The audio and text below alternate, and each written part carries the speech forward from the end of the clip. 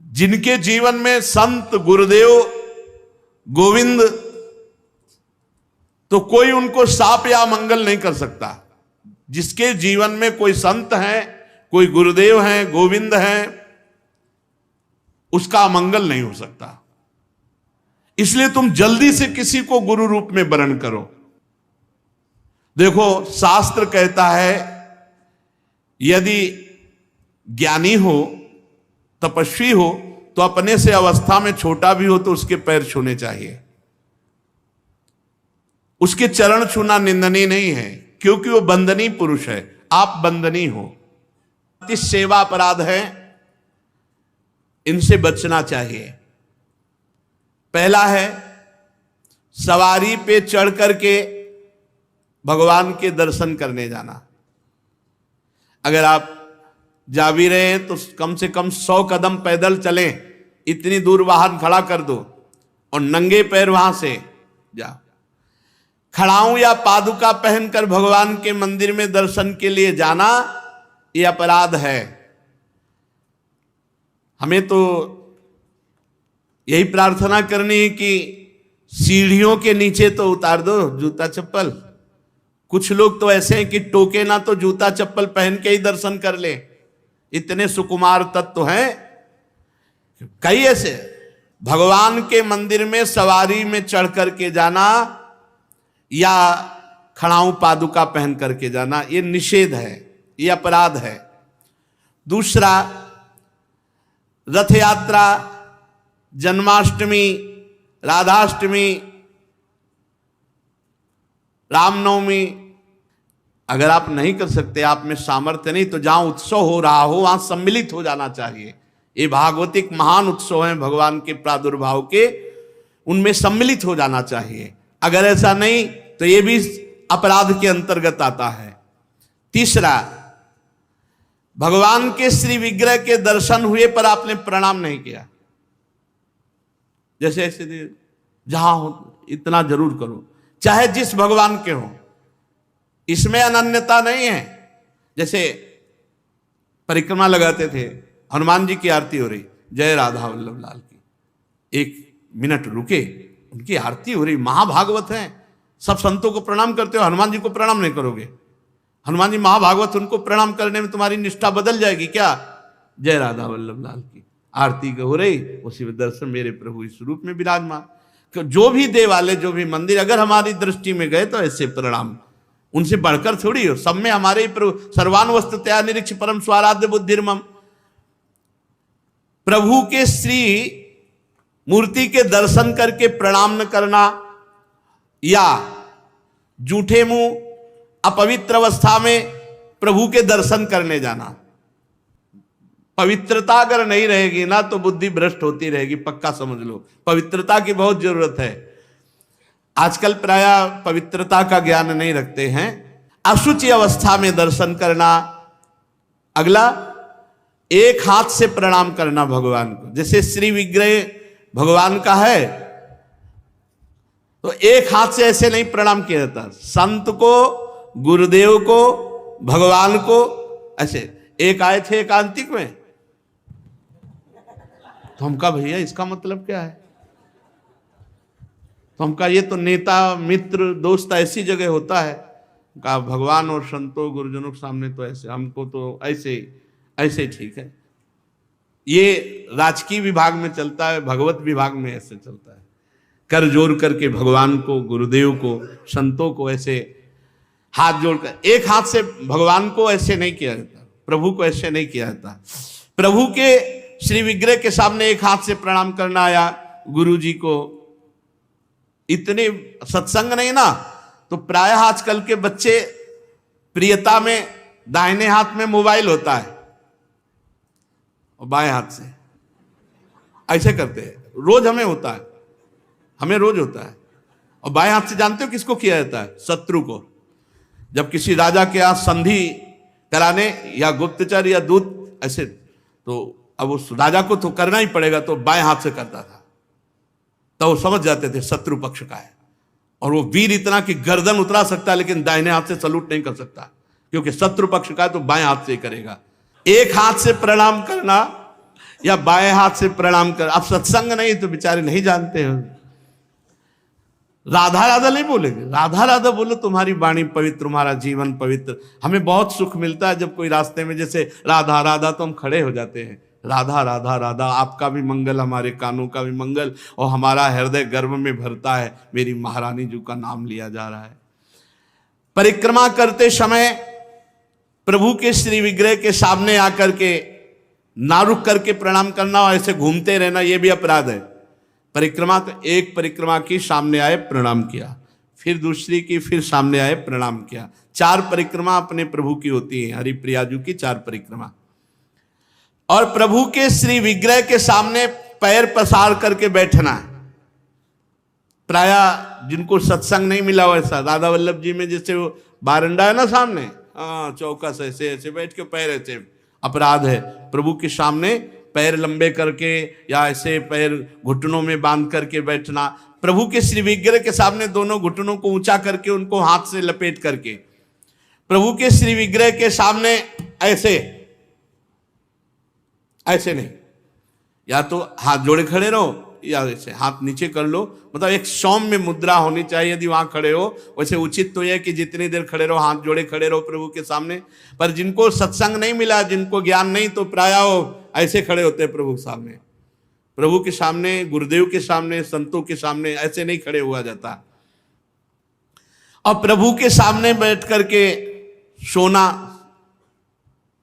यह अपराध है, इसमें पाप लगता है, मलिनता हो। जैसे सत्संग में सोना, प्रभु के सामने बैठे हुए सोना, या स्वाध्याय करते हुए, भगवान के श्री विग्रह के सामने पाना, जैसे चरणामृत मिले तो साइड में होके, प्रसाद मिले तो साइड में होके, ऐसे नहीं वहीं सामने ही, प्रभु के सामने नहीं।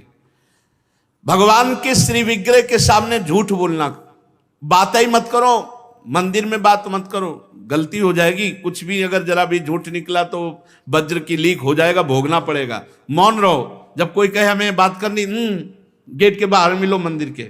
अगर थोड़ी चूक खुबी हो जाएगी तो फिर दर्शन कर लेंगे आके, और इन्हीं के सामने झूठ बोल गए तो फिर क्या होगा। श्री भगवान के सामने जोर से बुलाना किसी को बिल्कुल नहीं। अगर वहां है तो बहुत सावधानी से बात की जाती है, धीरे से बात की जाती है, वो भी प्रभु संबंधी बात की जाती है।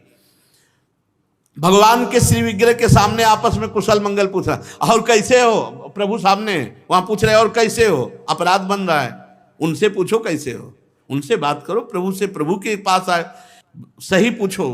बिल्कुल नहीं, सीधे गए, बस आंख में आंख मिलाई, जितनी देर टिके बस आंख बंद की, फिर आंख में आंख मिलाई, नख सिख लो अंग माधुरी, उसका पान करो, चुपचाप बाहर निकल जाओ। दर्शन की एक पद्धति है, एक टाक एकदम देख रहे हैं, लेकिन देखना बाहरी लोग दर्शन नहीं करते, नहीं इधर उधर, वहां प्रभु में नहीं टिकेंगे, नेत्र प्रभु में नहीं टिकेंगे, वो इधर उधर दौड़ भाग करके निकल जाएंगे। आपस में कुशल मंगल बातचीत ये सब नहीं। और प्रभु के श्री विग्रह के सामने किसी को उपदेश करना, किसी को डांटना, किसी को दंड देना, ये सब अपराध के अंतर्गत आता है। प्रभु के श्री विग्रह के सामने किसी को पीड़ा देना, मारपीट करना, कदापि नहीं, ये बहुत बड़े बड़े अपराधों में। और प्रभु के श्री विग्रह के सामने किसी को आशीर्वाद देना, नहीं, ये भी नहीं। सामने विराजमान है, उन्हीं के आशीर्वाद से सबका आशीर्वाद है। ऐसा नहीं कोई प्रणाम कर रहा है माथे पे हाथ धर, ये सब व्यवहार नहीं। वहां प्रणाम कर, जो प्रणाम करे तुरंत पीठ कर लेनी चाहिए उसकी तरफ, वो प्रणाम उन्हीं को जाए। तो कभी ऐसा प्रणाम न, एकमात्र गुरुदेव। प्रभु के श्री विग्रह के सामने किसी पर अनुग्रह करना यह अपराध है। श्री विग्रह के सामने किसी को साप देना, कठोर वचन बोलना, निष्ठुर वचन बोलना, और प्रभु के श्री विग्रह के सामने कंबल ओढ़ कर जाना, प्रभु के श्री विग्रह के सामने किसी की निंदा करना, प्रभु के श्री विग्रह के सामने किसी की स्तुति प्रणाम बिल्कुल नहीं करना, प्रभु के श्री विग्रह के सामने अश्लील भाषण बोलना, प्रभु के श्री विग्रह के सामने अधोवायु त्यागना। अच्छा, प्रभु को सामर्थ्य रहते हुए गौड़ उपचार के द्वारा भोग लगाना, जैसे अपने तो हलवा और चाय चल रही सुबह और ठाकुर जी के लिए चिरौरी रखवा दिए, बहुत ही है। टॉफी लपटी भई उसमें प्लास्टिक में, एक कटोरी में भर के रख दी, पानी रख दी, जमाने की वही रखी, और अपना रोज सुबह शाम दोपहर सब नए नए पदार्थ पा रहे हैं। अपराध लगता है। ये मनोरंजन के लिए श्री विग्रह खरीद के मत ले जाना कोई। श्री विग्रह जाने का मतलब है पूरे के पूरे प्रभु आए हैं, सुबह से लेके शाम तक उनको खवाओ पियाओ, स्नान श्रृंगार सब ना हो हिम्मत तो छवि खरीद ले, उनके दर्शन करो। श्री विग्रह मत ले जाओ। श्री विग्रह ले जाओ, चाहे गोपाल जी का चाहे प्रिया प्रीतम जी का, उनकी सेवा करो ऐसे जैसे अपने बच्चे की जाती है। अपना बच्चा अगर नहीं पवाएंगे तो भूखा रहेगा, नहीं स्नान कराएंगे तो वैसे, नहीं शयन कराएंगे तो नहीं शयन करेंगे। बोले हम दर्शन के लिए छवि ले जाओ, श्री विग्रह मत ले जाओ। श्री विग्रह ले जाने का मतलब है कि अष्टयाम सेवा, कम से कम अष्टयाम सेवा में नहीं आप पहुंच पा रहे हैं, पूरी सेवाएं कर पा रहे, तो सुबह मंगला और श्रृंगार और भोग लगा दिया और जाओ। फिर शाम के आए तो आरती कर दी, फिर भोग लगाया, दूध पिलाया, शयन कराया, इतना तो होना ही चाहिए। अब आप तो खाते हैं अच्छे अच्छे पदार्थ, तो ठाकुर जी के आगे प्लास्टिक में लपटी हुई टॉफी रख दी या चिरौरी रख दी। आपकी सामर्थ्य है, सब अच्छे अच्छे कपड़े पोशाक सब पहना सकते हो, ऐसे ठाकुर जी को ऐसे नहीं। आपके पास सामर्थ्य के अनुसार ठाकुर, ओ वैसे तो जी जान से प्यार करो, बहुत कृपाल ठाकुर है, बहुत कृपाल। आपसे बात करने लगेंगे, आपको मना करेंगे, ये नहीं खाना हमें, ये खाना है ऐसे। अरे आप आसक्ति करके तो देखो, निहाल कर देंगे। और अभी आप यहाँ पवा, फिर वो आपको अपने यहाँ ले जाके पवाएंगे, और ऐसा पवाएंगे कि निहाल हो जाओगे। और प्रभु को भोग लगाए बिना कुछ भी खाना पीना ये ठीक नहीं, अपराध के अंतर्गत आता है। वैष्णव होकर दीक्षा लेकर सत्संग सुनकर ये बात जान करके यदि आप बिना भोग लगाए प्रभु को पाते हैं तो अपराध है। ऋतु में जो फल हो सबसे पहले अपने प्रभु को भोग लगाना चाहिए। इस बात में हमने अपने गुरुदेव भगवान को देखा, बड़ी प्रवीणता। चाहे वो सहतूत हो चाहे बेर हो, जो ऋतु का फल है वो श्री जी को जरूर पवाएंगे। और पवाने का पहला कि आप चख के देखेंगे, बेर या जो भी पहला चख के देखेंगे, अगर अनुकूल है तो हाथ धोया आचमन किया, फिर श्री जी को दूसरे फल।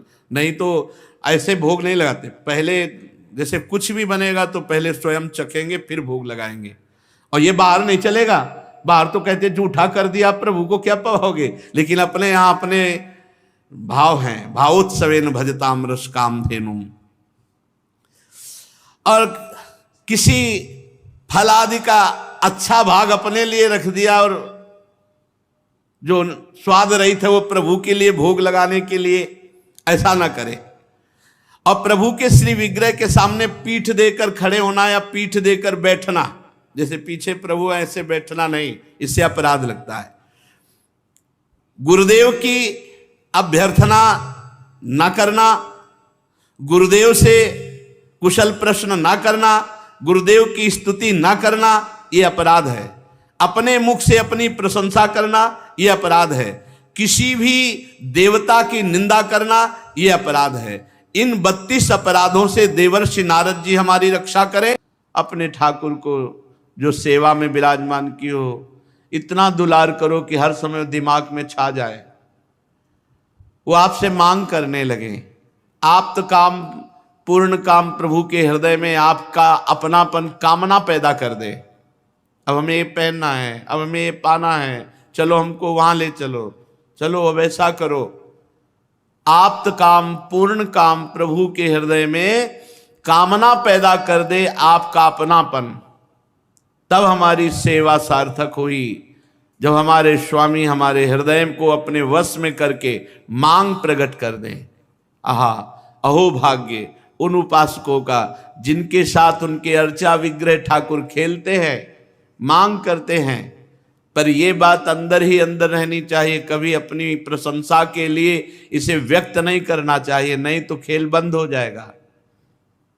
मौनम, वाणी को संयम में रखो, अपने अनुभव की बात किसी को बताओ नहीं, दूसरे के अनुभव से हमारा कोई मतलब नहीं। अगर हम दूसरों की बातें सुनेंगे तो हम अपने हृदय को प्रिया प्रीतम में निरंतर रमा नहीं पाएंगे। इसलिए बहुत सावधान। रूप छके घूमत रहें, तन को तनिक न भान, तन को तनिक न भान।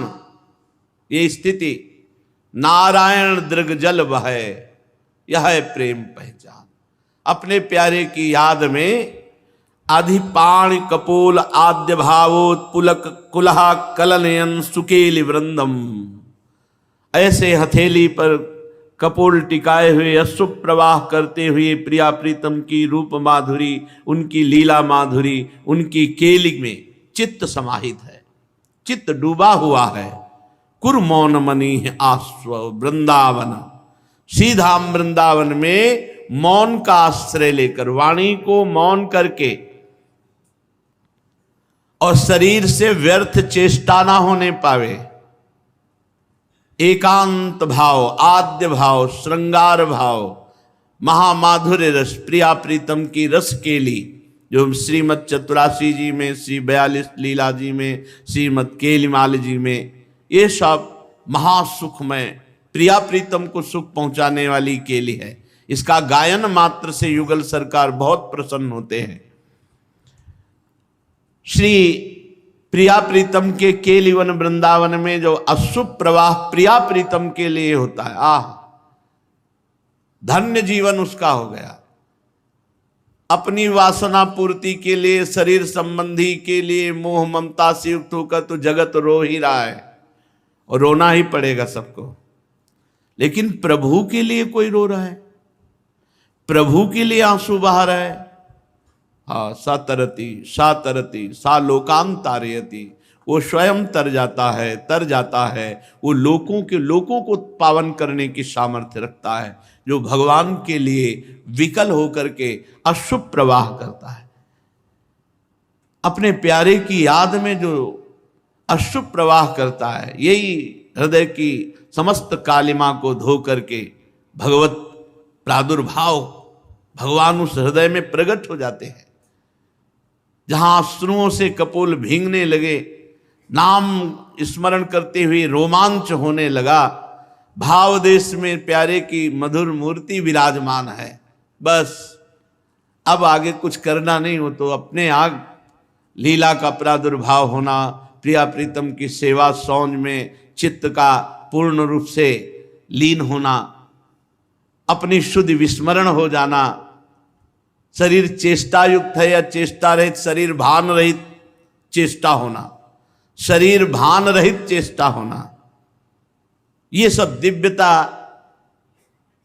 वाणी से मौन, शरीर से निरपराध, कोई ऐसे आचरण न बने, खूब निरंतर नाम जप, धाम की रज का सेवन, रसिकों का संग, तो ये दुर्लभ वस्तु प्राप्त होती है।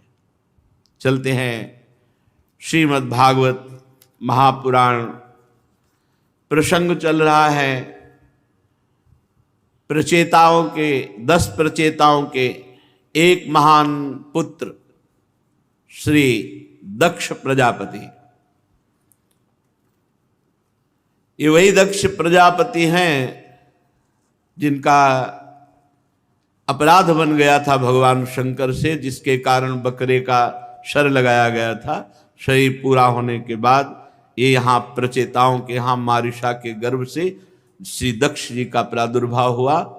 भगवान की आराधना की, भगवान को प्रसन्न किया। ब्रह्मा जी ने आदेश किया आप सृष्टि वृद्धि करो, तो 10,000 पुत्र प्रकट किए, जिनको नारद जी ने बैरागी बनाकर भगवान के मार्ग में सदा सदा के लिए भेज दिया। फिर 1,000, उन 1,000 को भी, तो दक्ष जी को बहुत क्रोध आया, बड़ा उल्टा सीधा नारद जी को कहा और आखिरकार शाप दे दिया कि तुम 2 घड़ी से ज्यादा कहीं टिक नहीं सकते हो, 48 मिनट कभी भी तुम एक जगह ठहर नहीं सकते, ये मैं शाप देता हूं। संत शिरोमणि देवर्षि नारद जी ने हाथ जोड़कर शाप स्वीकार किया। बस इसी का नाम साधुता है कि हम अपने प्रभु का कार्य करें, सत कार्य करें, किसी का मंगल नहीं। फिर भी हमें अगर कोई गाली देता है कोई दंड देता है या उपहास करता है या शाप देता है तो हम उसे स्वीकार करते हैं, क्योंकि मेरे प्रभु का ऐसा ही विधान है, ये मानकर हमने गलत नहीं किया। अगर हमें फिर कोई दंड देता है तो हम स्वीकार करते हैं कि मेरे प्रभु का विधान है। यही साधुता है। साधुता इसी का नाम है कि नारद जी में सामर्थ्य है शाप देने की, लेकिन शाप नहीं दिया। दक्ष प्रजापति का दिया हुआ शाप स्वीकार कर लिया, कोई अपराध नहीं किया था, सतमार्ग पुष्ट किया था, जो बहुत ही दुर्लभ है। जीव को संसार के मार्ग में सब फंसाने वाले मिल सकते हैं, लेकिन आवागमन से मुक्त करने वाला तो कोई भगवान का महाभागवत प्रेमी जन ही होता है। जो बड़ी दुर्लभ कृपा है वो नारद जी ने की, उसके परिणाम में उनको शाप मिला, लेकिन उनको गुस्सा नहीं आया, बदले में कोई शाप नहीं दिया, भगवान का मंगलमय विधान मानकर वहां से चले गए। एक बार भगवान शंकर भगवान श्री हरि के प्रेम में तांडव कर रहे थे कैलाश में, तो बाणासुर इस सेवा में था, तो ताली, तांडव के साथ ताली ऐसे बहुत प्रसन्न है और कहा जाओ तुम्हारे सहस्त्र भुजाएं हो जाएं, 1000 भुजाएं हो गई। अब इतना बलवान हो, 1000 भुजाएं, पर्वत में मारता चकनाचूर हो जाता, कोई लड़े ही ना, उसके सामने टिके ही ना, घमंड आ गया। भगवान शंकर के पास गए, बोले जगत गुरु आओ हमसे युद्ध करो। भगवान शंकर ने हंस दिया, अरे अभिमानी, कहीं गुरु से ऐसा कहा जाता? जाओ हमारे समान बलवान से तुम्हारा युद्ध होगा और तुम्हारी भुजाओं की खुजली जड़ से मिट जाएगी। तो भगवान श्री कृष्णचंद्र जी ने सुदर्शन से काटी भुजाएं। ऐसे ही जब इंद्र त्रिलोकी का ऐश्वर्य पाए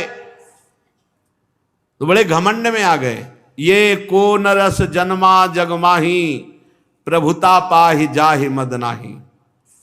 ये अहंकार बहुत बड़ा विचित्र होता है। जहां कोई पद मिला, कोई प्रभुता मिली, बहुत विचित्र होता है। इस घमंड के कारण उनको साधारण सदाचार का भी ज्ञान नहीं रहा। एक दिन की बात है कि अपनी पत्नी सची के साथ सिंहासन में बैठे हुए थे देवराज इंद्र, और नाच गाना हो रहा था। अप्सराएं नृत्य कर रही थी, गंधर्व गान कर रहे थे, बड़े बड़े लोकपाल, वायु देवता, अग्नि देवता, ये सब नीचे बैठे हुए थे। 49 मरुदगण, 8 वसु, 11 रुद्र, आदित्य, रिभुगण, विश्वे देव, साध्यगण, अश्वनी कुमार सब हाथ जोड़े। सिद्ध, चारण, गंधर्व, ब्रह्मवादी, मुनिगण, विद्याधर, अप्सराएं, किन्नर, पक्षी, नाग सब हाथ जोड़े स्तुति। देवराज इंद्र की कीर्ति का गान हो रहा है, अप्सराएं नृत्य कर रही। देवराज इंद्र के ऊपर चंद्रमंडल के समान श्वेत छत्र, चवर पंखे। अब महाराज देवराज इंद्र आराम से सची के साथ बैठे, इतने में गुरुदेव आए। और ये शास्त्र मर्यादा है कि जो ही सभा में गुरुदेव पधारे तत्काल सबको आसन छोड़कर खड़े हो जाना चाहिए। बृहस्पति जी ने देखा देवराज इंद्र में कोई हलचल नहीं, सिंहासन पर वैसे बैठे, मुस्कुरा दिए, परम ज्ञानी हैं। अरे इसको तो अभिमान हो गया। बृहस्पति जी आए और खड़े ही नहीं हुए देवराज इंद्र। शूर असुर देवता सब खड़े होकर नमस्कार कर रहे हैं, केवल इंद्र नहीं खड़े। दृष्टि गई, गुरुदेव का अपमान, असत्कार, यहां तक कि हाथ भी नहीं जोड़ा, हिले डुले भी नहीं, वैसे ही बैठे रहे।